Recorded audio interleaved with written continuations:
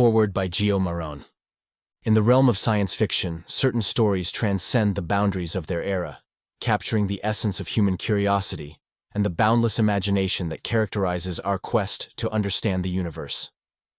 Little Men of Space by Frank Belknap. Long is such a story, a testament to the pioneering spirit that defines the genre. This narrative, while perhaps not as widely recognized as some of Long's other contributions, stands as a beacon of creativity and speculative thought, inviting readers to journey beyond the familiar confines of Earth to confront the unknown. Frank Belknap Long's craftsmanship in weaving tales of the cosmic unknown is unmatched, blending the eerie depths of horror with the boundless possibilities of science fiction.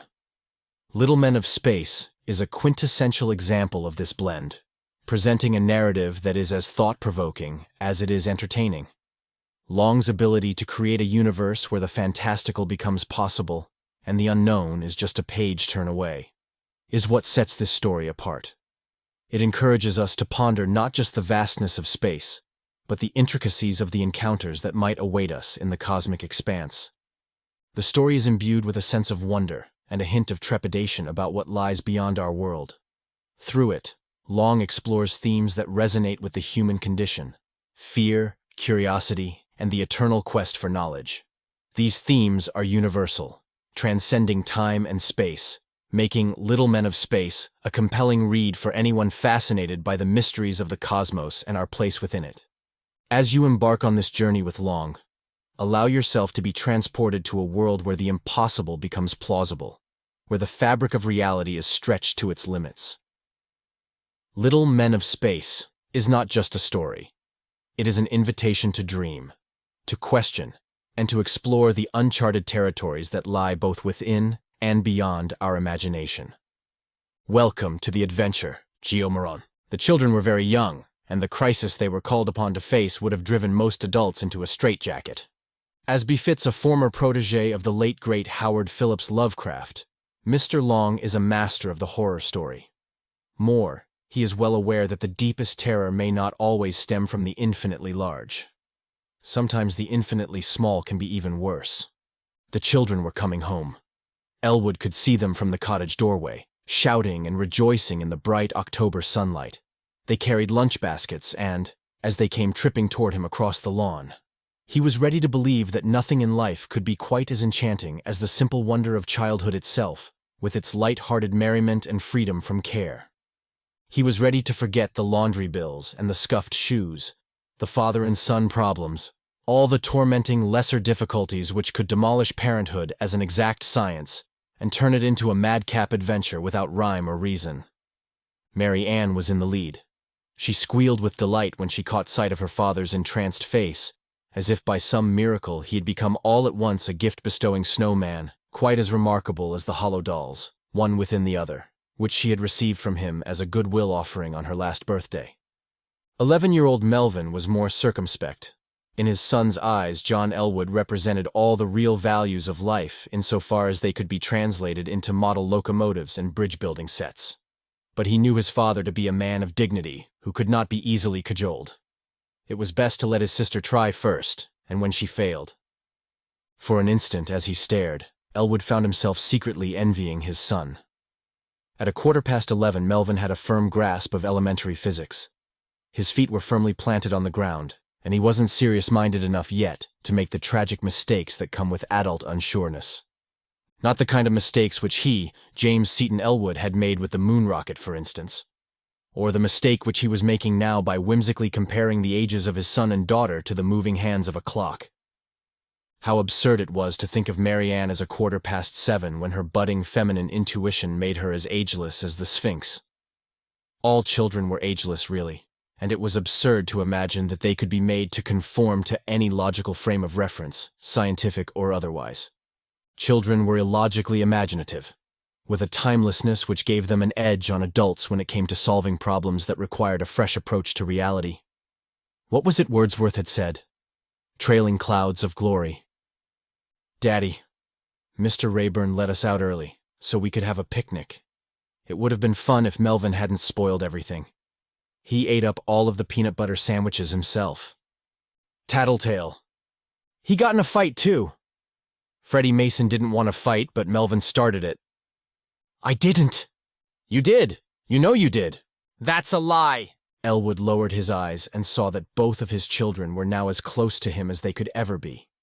Marianne was tugging at his sleeve, begging him to take her part, and Melvin was appealing to him in man-to-man fashion, his contemptuous masculinity acting as a foil to his sister's feminine wiles.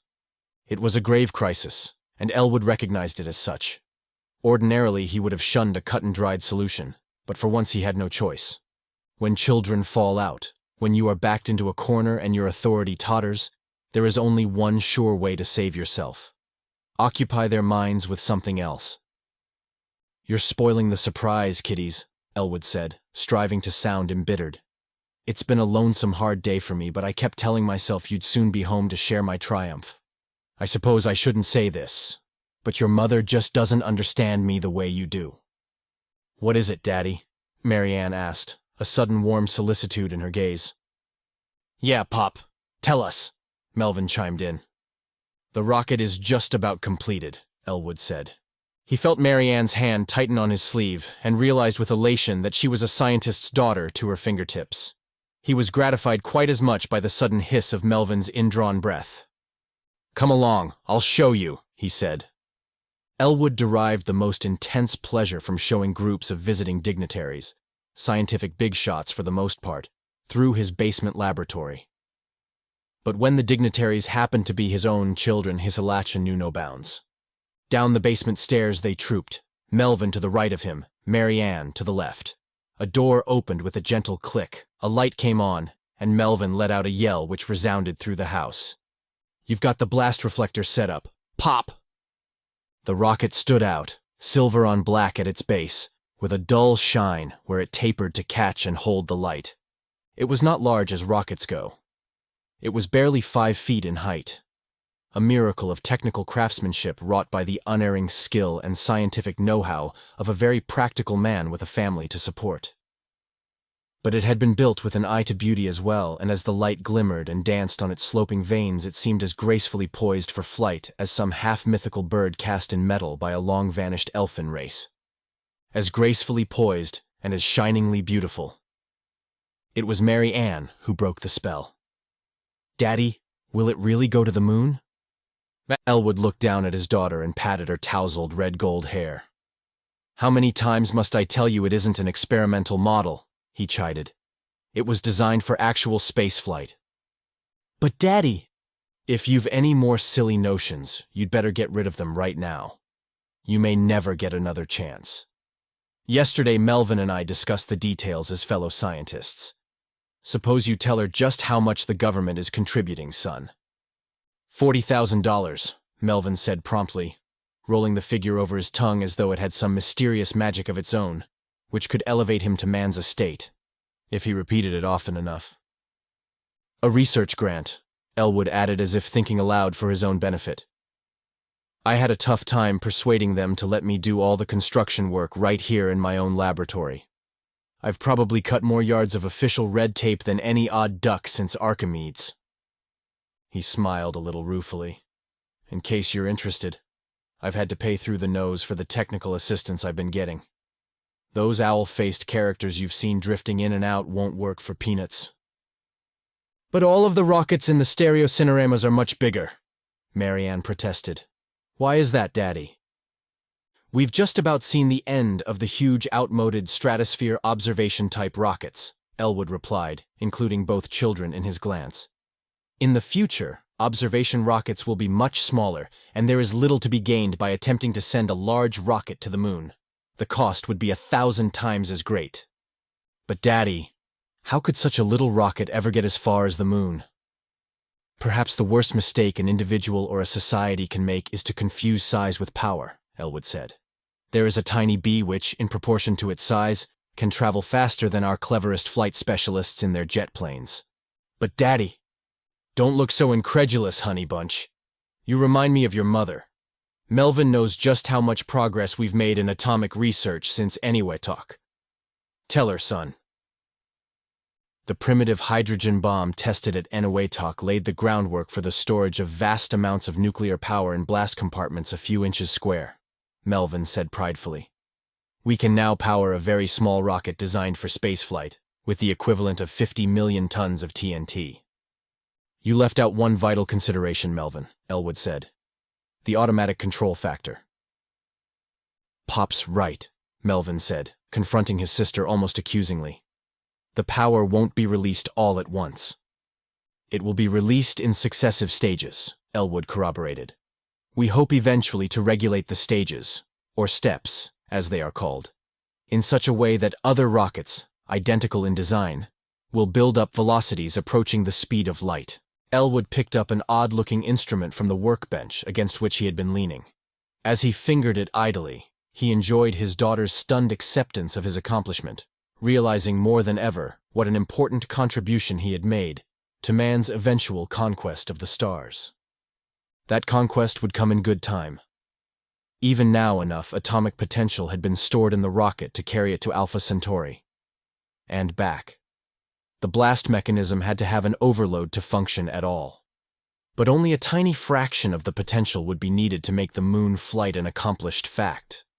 The rocket wouldn't be traveling at anything like the speed of light, but just as soon as a few more complicated technical details had been worked out. Elwood felt suddenly very tired.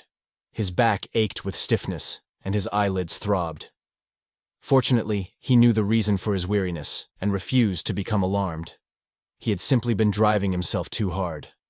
But with the rocket so near completion, he couldn't afford to let even a draft of cold wind blow upon him and increase his chances of becoming really ill. If it's all right with you kiddies, he said, I'm going upstairs to bed. I'm practically out on my feet. Pop, it isn't 6 o'clock yet, Melvin protested. Instantly, Mary Ann came to his rescue. Daddy, you're not getting enough rest, she said, her eyes darting to the rocket and then to her brother in fierce reproach. I ought to turn in early when I can, Elwood said. If your mother wasn't at Aunt Martha's, I'd have to sit up half the night convincing her I've got enough practical sense left to shave and bathe myself and take in the mail. Good night, Daddy, Mary Ann said. Good night, kids. Thanks for being patient and giving me a break. Pop, can I stay down here and look it over? Sure, Melvin. Stay as long as you like. I don't mind your puttering around a bit with the tools so long as you don't touch the rocket. Elwood's face grew suddenly strained. Promise me, you won't. He won't, Mary Ann promised. She waited for her father's footsteps to echo hollowly on the floor above before she turned her ire full upon Melvin. If I was a boy, I'd be more considerate of Daddy than you are, she exclaimed, accusingly. You don't care how tired he gets. You're not a boy, Melvin retorted. You never could be. What's the sense in fooling yourself? You just repeat everything he tells you, Mary Ann flared. You're not so smart. I'm smart enough to know that rocket could be sent further than the moon, right now. Mary Ann gasped. You're crazy! Daddy knows what he's doing. Sure he does. If he sent it as far as it could go, it would disappear in space. He couldn't prove anything, and he'd be in real trouble. They'd say he got rid of it because it wouldn't work and kept the $40,000 for himself. The Earthchild is right, a tiny voice said. That rocket can and must carry us to our home planet. It is our last remaining hope. For an instant, Melvin felt as if he had swallowed a goldfish. Something flopped in his throat, coldly and horribly. And though the voice rang clear in his ears, it seemed to come from deep inside his head. He hears us, the voice said. Before he sees us, we'd better train the beam on him. All Earth children are emotional, but the males are the hardest to control. It was Mary Ann who screamed in protest. She stood as if frozen, staring down with swiftly widening eyes at the 3 tiny men who had come striding into the room through the wall. They had come in with a blaze of light behind them, a shimmering of the wall itself that seemed to go right through to the other side. Mary Ann could have crushed them simply by raising her foot and bringing it down dead center above them. But their eyes warned her to be still. Do not scream again, Earthchild, the eyes warned. We are not as ugly as we seem to you, and your fright is very distasteful to us. Horribly ugly, they seemed to Mary Ann. They were no larger than the white ivory pawns on the chessboard in her father's library, but they did not resemble pawns in the least. They were wrinkled and old-looking, and the cheapest dolls she had would have cried with shame to be dressed as they were. She could have made out of an old handkerchief a better dress, with more tucks and seams to it, and no jack-in-the-box could have popped up to shiver and sway with such toothless, evil-eyed malice. A child can escape from a monster of the toymaker's craft simply by drawing a line between the real and the imaginary. But Mary Ann could not escape from the little men facing her. There was no line to be drawn, and she knew it. The little men were alive, and they were staring at her now, as she had never been stared at before. As if she were a stick of wood about to be thrown into a blazing fire which had been kindled for Melvin as well. Totally bald they were, with skins so shriveled that their small, slitted eyes were buried in a maze of wrinkles.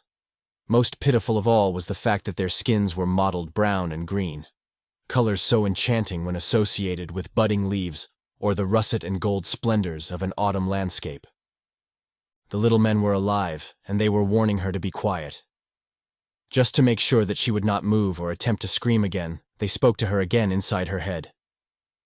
"We're going to use the beam on you too, but you won't be hurt if you don't try to wake up your father." She could hardly keep from screaming when she saw what they were doing to her brother.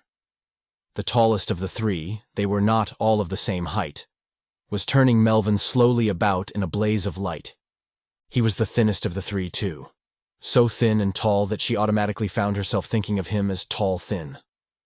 The light came from a tiny glowing tube, which Tall-Thin was clasping in hands as small and brightly shining as the pen points in her school stationery set. She knew by the way she felt that Melvin wanted to scream too, to scream and struggle and fight back. But he couldn't even move his head and shoulders. He was all stiffened up, and he turned as she'd seen him do in dreams when they'd been quarreling, and she had wanted to punish him for making faces at her. To punish him by skipping away across the room and laughing because he couldn't follow her. She was sorry now she'd ever dreamed of Melvin in that way, even when he was mean to her. She felt even sorrier when she heard her brother shriek. It wasn't much of a shriek, just a thin little cry that came out muffled. Melvin had almost lost the power of speech, and it was awful to watch him trying to move his lips. He was completely turned now, staring down at the little men, and his eyes were shrieking for him. "Don't make them mad, Melvin," Mary Ann pleaded. "They'll kill you." Instantly, Tall-Thin turned and trained his gaze on Mary Ann, his face twitching with impatience. "Dealing with the immature is a nuisance," he complained, and Mary Ann heard the words clearly, even though she knew they were not meant for her. Deep inside her head, she could hear Tall-Thin speaking to his companions. As if sensing something disturbing in that, the second tallest of the three spoke in reply, spoke for the first time. "They'll hear everything we say. It would be so much more convenient if we could talk to them without giving them the power to hear in return every word we utter." "That cannot be avoided, Rujit," replied Tall-Thin. "When we read their minds, we awaken extrasensory faculties which would ordinarily remain dormant in them." "And rudimentary." "And rudimentary," Tall-Thin agreed. "It's like stimulating a low-grade energy circuit with a high-grade charge. The low-grade circuit will remain supercharged for a brief period. Would it not be safer to kill them at once?" "Unnecessary killing is always unpleasant," Tall-Thin said. "We should be emotionally prepared for it," Rujit countered. "We would not have survived and become great as a race if we had not conquered all such squeamishness in ourselves. We must be prepared to nullify all opposition by instant drastic action, the most drastic action available to us, at any given time." Rujit paused for an instant to transfix Tall-Thin with an accusing stare. Then he went on quickly. "In an emergency, it is often very difficult to decide instantly how necessary an action may be. To take pleasure in killing unnecessarily is therefore a survival attribute of a very high order." "I would as soon kill the Earth children as not," Tall-Thin said. "But the slightest emotional unpleasantness militates against survival. Every act we perform must be dictated by reason. Our moral grandeur as a race is based on absolute logic, not on blind instinct. Even in an emergency, we are wise enough to determine how necessary an action may be. So, your argument falls to pieces." Tall-Thin straightened, his parchment-dry face crinkling with rage. "This isn't the first time you've questioned my wisdom and authority, Rujit," he said, and his voice was like the hiss of a snake uncoiling in the long grass of a jungle clearing. Rujit stiffened as if invisible fangs had buried themselves in his flesh. His cheeks could hardly have been called ruddy to begin with, but their pallor suddenly became extreme. He took a quick step backward, a look of horror coming into his eyes. "You wouldn't! No, no, Hilili. The choice is no longer mine alone." But I was just thinking out loud. Tall Thin clicked off the beam, leaving Melvin still standing large-eyed and motionless against the wall. He raised the tube which had projected the beam until it was pointing directly at Rujit. "I'm going to step up the beam," he said. "But why? Why, Hilili? For the love you bear me. I bear you no love. But you are my biogenetic twin, Hilili. We have been closer than ordinary brothers from birth. It does not matter. It does not concern me. Family relationships militate against survival when reason falters in a single member of a family group." Tall Thin's voice hardened. "We came to this planet for one purpose, to colonize it for the good of all. We numbered thousands, and now we are reduced to a pitiful remnant. Just ourselves. Thanks to the stupidity of a few." "I was never one of the stupid ones," Rujit protested. "I advised our immediate return. The unknown and hideous diseases which decimated us like MiGs, the atmospheric gases which rotted our ships so insidiously that we were not aware of the damage until they exploded in flight. Remember, I kept insisting that we could not survive such hazards for long. Your sound judgment in that respect was more than offset by your willful insistence we explore the entire planet," Tall Thin countered. "Our ships were so numerous that they were observed in flight, and we might have been destroyed completely when death and disaster struck. As might have been expected, the very shape of our ships made them conspicuous. Fiery disks they must have seemed to the Earth-dwellers, so terrifying that they would have eventually found a way to fathom the mystery and strike back. A perishing remnant of an advanced race has never yet succeeded in killing 2 billion primitives armed with Class C-type weapons. But how could I have known it then?" "Ignorance is never an excuse." Tall Thin's voice was a merciless rasp. "A well-organized logical mind does not make such mistakes. Now we are facing utter disaster unless we can get back to our home planet and warn the 20 that it would be sheer madness to attempt to colonize this planet again without better disease-preventing safeguards and atmosphere-resisting metals. Such safeguards can and must be worked out." Tall Thin paused, watching Melvin as if apprehensive that the praise he was about to bestow would be held against him to the detriment of his vanity. "Unfortunately, only 2 of us can go in this rocket, which has miraculously come into our possession. The primitive who constructed it, this Earthchild's progenitor, must have an almost Class B-type mind. Only 2 of us, understand?" "But—" "The survival of the wisest. I'm afraid I shall have to extinguish you, Rujit." The tube lit up again, so brightly that Tall Thin's hand was blotted out by the glare. Equally blotted out was Rujit's face, but the rest of him did not vanish immediately. One arm disappeared, but not the other, and there was a yawning dark gap between his knees and his waist. It might not have seemed so horrible if Rujit had not shrieked first. The shriek had an outward-inward quality, echoing both inside the heads of the children and in the room as actual sound. Even Tall Thin seemed shaken by it, as if in a race that had outgrown the need for physical speech, there could be nothing more unnerving than anguish so expressed. Yet both the shriek and the almost instant blotting out of Rujit's face were eclipsed in point of horror by the fading of the little man's legs. They faded, kicking and protesting and spasmodically convulsed, faded in a ruby-red glow that lingered for an instant in the still air like a slowly dissolving blood clot, then as slowly vanished. It was at that moment Mary Ann ceased to think as a child. She dug her knuckles into her mouth to keep from screaming, but the undaunted way in which her mind worked was a tribute to her forgetfulness of self. If he should do that to Melvin.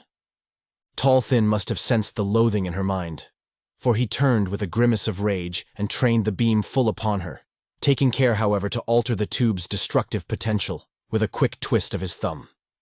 "A primitive would have been sorely tempted to kill you, Earthchild," he said. "Fortunately for you, we have a high and undeviating code of ethics."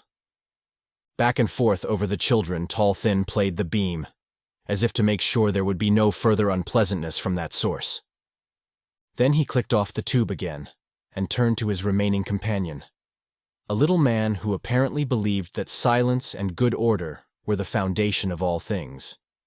In a more primitive society, he would have been considered a stooge, but there appeared to be no such cultural concept in tall, thin scale of values. He spoke with the utmost respect, as if anyone who agreed with him automatically became as exalted as himself. The primitive who constructed this rocket had a remarkable mind, he said. We could not have constructed it for every culture, no matter how primitive, has resources peculiar to itself. That is very true, Hilili. Marianne tried to turn her head to look at Melvin, but her neck felt as stiff as when she'd had the mumps, and everyone had felt sorry for her. She was sure that the little men did not feel in the least sorry, and all she could do was stare in helpless anger as they turned and scrambled into the rocket. Finally, she did manage to turn her head, just far enough to see what Melvin was doing. Melvin wasn't moving at all. His head was lowered and he was thinking. She knew that he was thinking by the look in his eyes. Melvin was silently thinking, and as she stared, she ceased to be afraid. She sat very still, waiting for Melvin to speak to her. Suddenly he did, deep inside her head. The little men had come from far, far away. They had come from a big cloud of stars in the sky called the Great Nebula in Andromeda. Nearly everything in the universe curved, and they had come spinning along the biggest curve of all in hundreds and hundreds of punched-out discs that glowed in the dark like Roman candles. The cow pasture Melvin and she played in was, she knew what it was, but she waited for Melvin to say it, rocket proving ground. It was their own secret playing place, but Daddy called it a rocket proving ground. Daddy wouldn't send the rocket to the moon from his laboratory in the cellar. He'd take it out to the proving ground and ask even the President of the United States to watch it start out for the moon.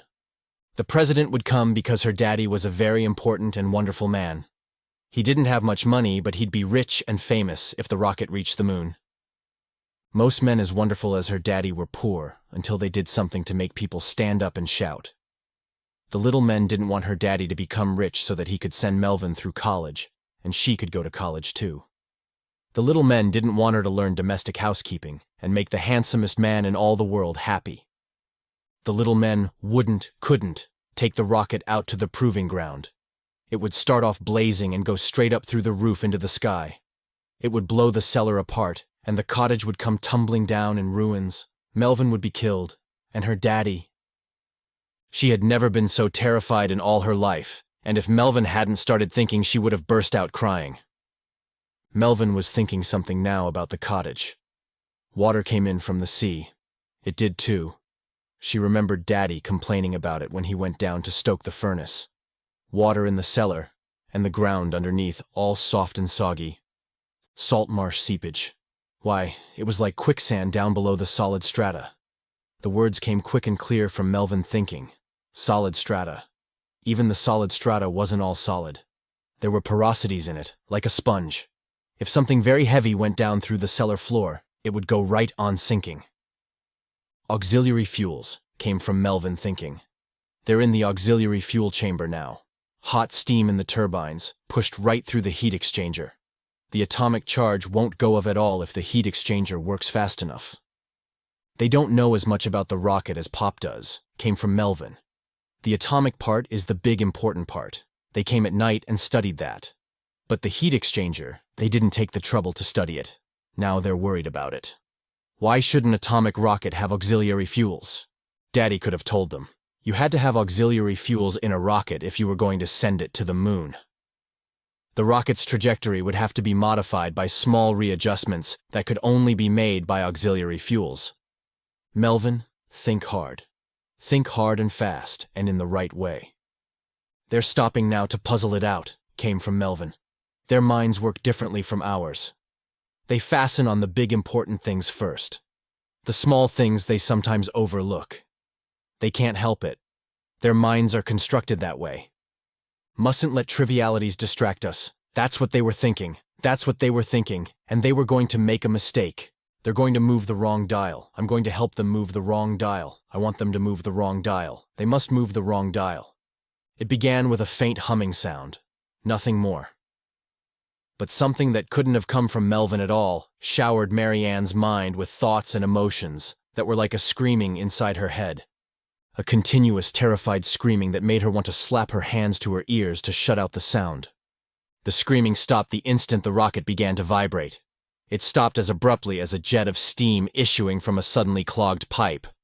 The humming changed to a droning, and the rocket vibrated so furiously that Mary Ann grew dizzy just watching it. With the dizziness came a terrible fear that the rocket would explode. It was like being bound to a chair, helpless, and knowing you couldn't possibly escape. She saw herself being blown up with the cottage, with Melvin screaming for her to save him. But nothing like that happened. The cottage shook a little. She was hurled forward, then to her knees. But the blast of heat which fanned her face was no worse than the blast from a furnace door swinging quickly open and shut. Straight down through the floor, the rocket sank with its base glowing white-hot. There were a sizzling and a hissing, and she could see flames dancing through the steam which kept rising in clouds until water gushed up in torrents and put the fire out. She shut her eyes then and clenched her hands tight. She sat very still, waiting for Melvin to come to her. She felt a great and overwhelming need to lean on someone, to be consoled by a firm masculine voice, speaking out bold and clear. The bursting strangeness was gone from inside her head. She could move again. She refused to try, but she knew that she could whenever she wanted to. Her thoughts were her own now, not Melvin's or Tall Thin's. She started to cry, very softly, and she was still crying when Melvin reached her side, helped her to her feet. Mary Ann, I could see them moving around inside the rocket. I could even make them do what I wanted them to do. It happened as soon as they turned that ray on me. I couldn't move, but I knew what they were thinking. So did I, Melvin. Mary Ann sobbed. I knew what you were thinking, too. Yeah, we seemed to be talking together there for a minute, but not the way we're talking now. Mary Ann nodded.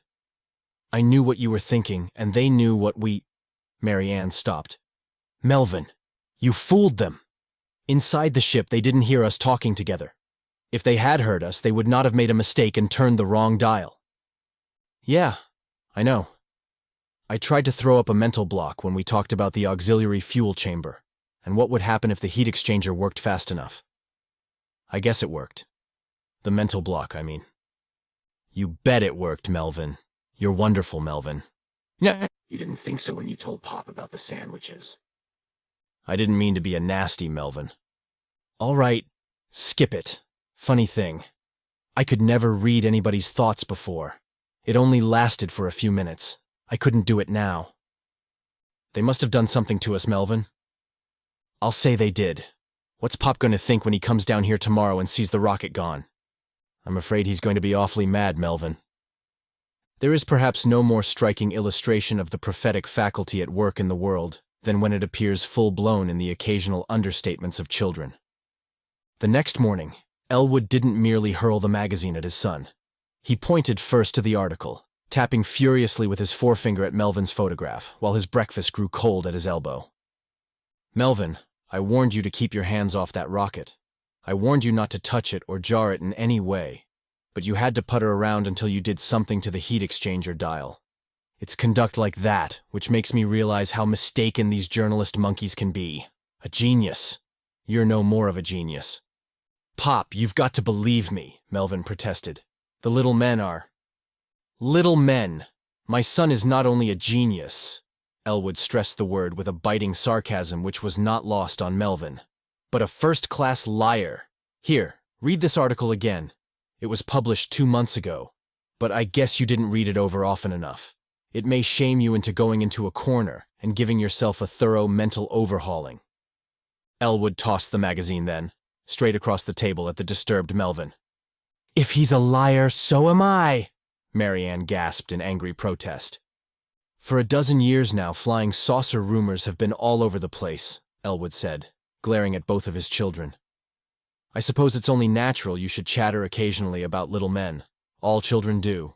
But to use such imaginary companions as an excuse for an act of wanton destructiveness? Melvin picked up the magazine almost automatically. Solely to bolster his sagging self-esteem, even the innocent and falsely accused can feel guilty at times. He stared at his own photograph and the somewhat baroque caption which surmounted it. Young Scientific America. Can genius be inherited? The distinguished accomplishments in nuclear physics and spaceflight theory by the father of the boy who has won the most coveted annual award available to American youth for all-around scientific achievement strengthens the arguments of those who believe that the bright, mysterious torch of genius can be passed on from father to son. But when interviewed, the youthful winner of the Seabury Medal modestly disclaimed, "If I saw a little man, do you know what I'd do?" came in bitter reproach from the original holder of Melvin's inherited torch. And then, in rhetorical response, "I'd make it my fight, a fight forced upon me against my will. I'd consult a good psychiatrist immediately." "I throw myself on your mercy," a tiny voice said. "I am unarmed, I am alone, and I am the last of my kind remaining alive on your planet." Melvin stopped reading abruptly, flushing guiltily to the roots of his hair. He had been wishing that his father could see a little man, and now he was being punished for his thoughts in the cruelest possible way. The winner of the Seabury Medal knew that insanity was rare in childhood, but to hear imaginary voices. "He really thought he had extinguished me," the voice went on, "but by exerting my will to the utmost I managed to waver back. I beg you to be merciful." The voice became almost pathetic in its tragic pleading. "You need no longer fear me, for I will soon die. Injured and weakened as I am, the disease organisms so fatal to my race are certain to kill me very quickly now." Melvin looked up then, and so did Mary Ann. The little man stood on a bright mahogany sideboard, gleaming with all the primitive appurtenances of a Class C-type breakfast. A tray of buttered toast, crisply brown, rose like the Great Pyramid of Cheops at his back, and he was leaning for support against the coffee percolator that mirrored his wan and tormented face in wavy and distorted lines. It was easy to see that death was already beckoning to Rougit with a solemn and pontifical bow. "Pop!" Melvin gasped, leaping to his feet. John Elwood did not answer his son, however much he may have wanted to communicate. There are few satisfactory avenues of communication that remain open to a man lying flat on his stomach on the floor in a dead faint. The end. From all of us at Geo's World, we hope you have enjoyed this classic sci-fi story written by Frank Belknap Long. Have a great day, and stay curious.